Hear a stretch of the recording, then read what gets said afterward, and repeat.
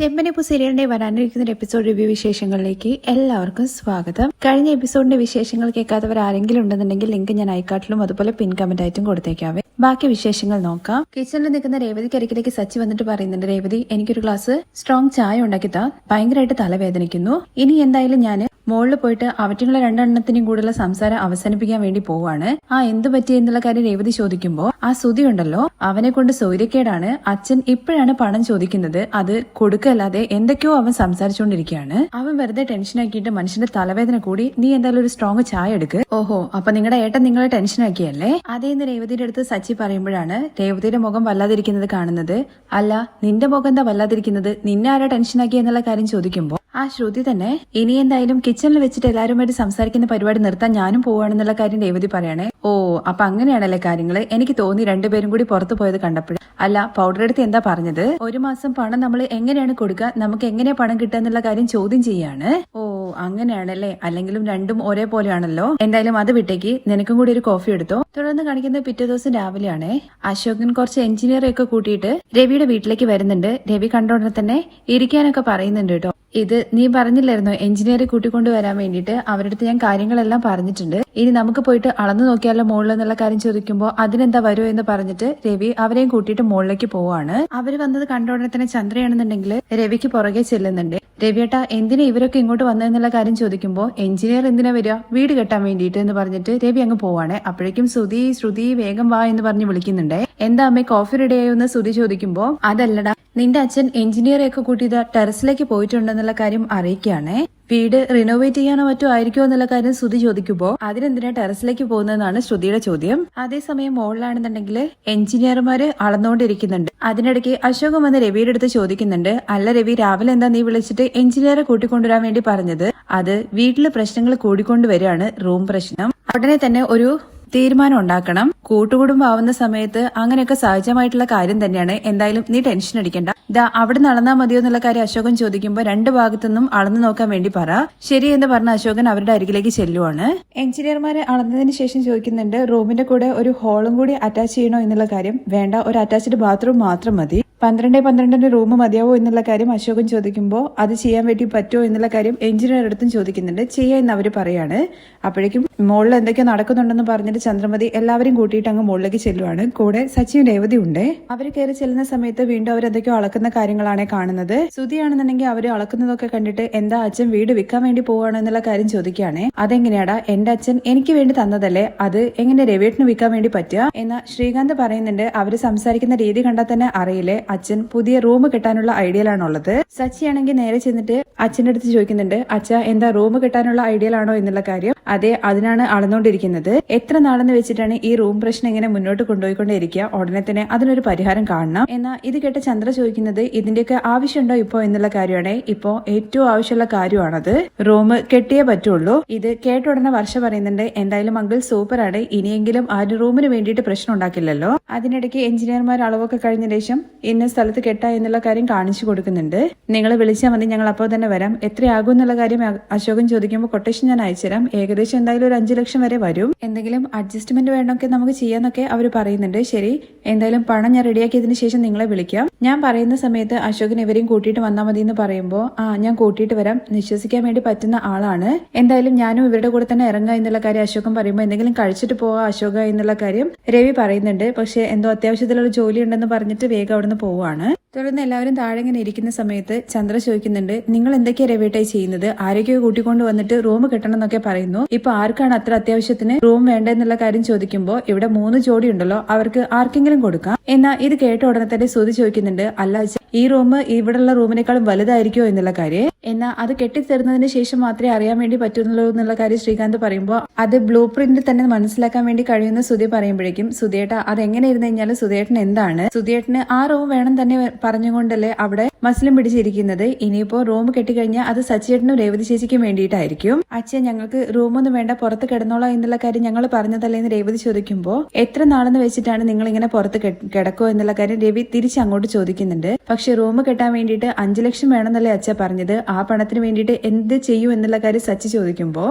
അതിനാണ് ഞാൻ നിങ്ങളുടെ അടുത്ത് ഓരോരുത്തരടുത്ത് നിങ്ങൾക്ക് എത്ര രൂപ വെച്ച് തരാൻ വേണ്ടി പറ്റും എന്നുള്ള കാര്യം ഞാൻ ചോദിച്ചത്. അങ്ങനെ ചേർത്ത് വെച്ച് കഴിഞ്ഞാലും റൂം കെട്ടാൻ വേണ്ടിയിട്ട് ഒരുപാട് നാളാവില്ല എന്നുള്ള കാര്യം ശ്രുതി ചോദിക്കുന്നുണ്ട്. അതുപോലെ തന്നെ വർഷയും അതിനെക്കുറിച്ച് എനിക്കറിയാം, അതുകൊണ്ടാണ് ഞാൻ ലോൺ മേടിക്കുക എന്നുള്ള കാര്യം വിചാരിച്ചത്. ലോൺ മേടിച്ചു കഴിഞ്ഞ് കഴിഞ്ഞാൽ ഡ്യൂ കെട്ടാൻ വേണ്ടിയിട്ടാണ് നിങ്ങളടുത്ത് പണം ചോദിച്ചത്. നിങ്ങൾ തരാൻ വേണ്ടി പറഞ്ഞ ആ പണം കൊണ്ട് നമുക്ക് കടം വീട്ടുകയും ചെയ്യാം. ഇപ്പൊ അങ്ങനെ നമുക്ക് ആരാണ് കടം തരാൻ വേണ്ടി പോകുന്നത്? ഇപ്പൊ നിങ്ങൾ റിട്ടയർഡ് ആയി, നിങ്ങൾക്ക് ആരെങ്കിലും പണം കടമായിട്ട് തരുമോ എന്നുള്ള കാര്യം ചന്ദ്രമതി ചോദിക്കുമ്പോഴേക്കും അതെന്താ അച്ഛന് കടം കൊടുക്കാത്തത്? അച്ഛൻ റിട്ടയർഡ് ആയിട്ടുണ്ടെങ്കിലും അച്ഛന്റെ മനസ്സ് തങ്കം പോലെയാണ്, അതുകൊണ്ട് അച്ഛനെ വിശ്വസിച്ച് ആരും പണം കൊടുക്കും എന്നുള്ള കാര്യം സച്ചി പറയുന്നുണ്ട്. കയ്യിൽ സ്വർണ്ണം ഇരുന്നാൽ പോലും ഇപ്പോഴത്തെ കാലത്ത് ആരും പണം തരുന്നില്ല. എന്നിട്ടാണോ മനസ്സ് തങ്കായിട്ടിരുന്നു കഴിഞ്ഞാൽ ആര് പണം തരാനാന്ന് തിരിച്ച് ചന്ദ്ര സച്ചിയുടെ അടുത്ത് ചോദിക്കുകയാണേ. ഇവന്റെ വാക്കും കേട്ടിട്ട് നിങ്ങളൊന്നും ഇറങ്ങി പുറപ്പെടാൻ വേണ്ടി നിൽക്കണ്ട. അവസാനം നിങ്ങളാണ് കടത്തിൽ മുങ്ങാൻ വേണ്ടി പോകുന്നത്. പ്രശ്നമൊന്നുമില്ലാതെ എന്തെങ്കിലും രീതിയിൽ പണം കിട്ടുമെങ്കിൽ മാത്രം നിങ്ങൾ ഇതിനിറങ്ങി പുറപ്പെട്ടാൽ മതി എന്ന് ചന്ദ്ര പറയുമ്പോഴേക്കും അതിന് വീടിന്റെ ആധാരം ഇല്ലേ എന്നുള്ള കാര്യം രവി ചോദിക്കുന്നുണ്ടേ. അത് ഓൾറെഡി കൊണ്ടുപോയിട്ട് വെച്ചില്ലേ? ഈ വീടിന്റെ മതിപ്പ് കൂടുതലായതുകൊണ്ട് ഒരു 5 ലക്ഷം രൂപയും കൂടി കടം മേടിക്കുക എന്നുള്ള കാര്യം പറയുമ്പോ ഓ അപ്പൊ അതാണല്ലേ പ്ലാന്. എങ്ങനെങ്കിലും ഈ വീട് കൊണ്ടുപോയിട്ട് കടക്കാരുടെ കയ്യിൽ കൊടുക്കണം, അവസാനം ഇത് നമ്മുടെ കയ്യിൽ നിന്ന് നഷ്ടപ്പെട്ടു പോകണം, അതല്ലേ നിങ്ങളുടെ മനസ്സിലിരിപ്പ്? അതെങ്ങനെ അച്ഛൻ കടത്തിൽ മുങ്ങുന്നത്? അച്ഛൻ ഇത്രയും നാളും നയിച്ച് അധ്വാനിച്ചിട്ട് തന്നെയല്ലേ ഈ വീട് നടത്തിക്കൊണ്ട് പോയിട്ടുണ്ടായിരുന്നത്. ഇപ്പൊ റിട്ടയർഡ് ആയി എന്ന് കരുതിയിട്ട് ഒരു മതിപ്പും ഇല്ലാത്ത പോലെ നിങ്ങൾ അച്ഛനെ കുറിച്ച് സംസാരിക്കുന്നു.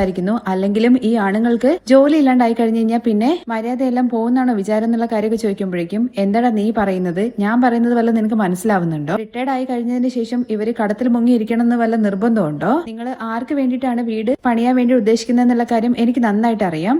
ഇവർക്ക് രണ്ടുപേർക്കും വേണ്ടിയിട്ടല്ലേ? ഇവർക്കൊക്കെ വേണ്ടിയിട്ട് 5 ലക്ഷം രൂപയുടെ റൂം കെട്ടണമെന്നോ ഒരു കുടിലെങ്ങാനും കെട്ടിക്കൊടുക്കുക, അവിടെ എങ്ങാനും കിടക്കട്ടെ എന്നുള്ള കാര്യം ചന്ദ്ര പറയാണേ. എന്താ ഇവള് രാജകൊട്ടാരത്തിൽ നിന്നിട്ട് വന്നവളാണോ?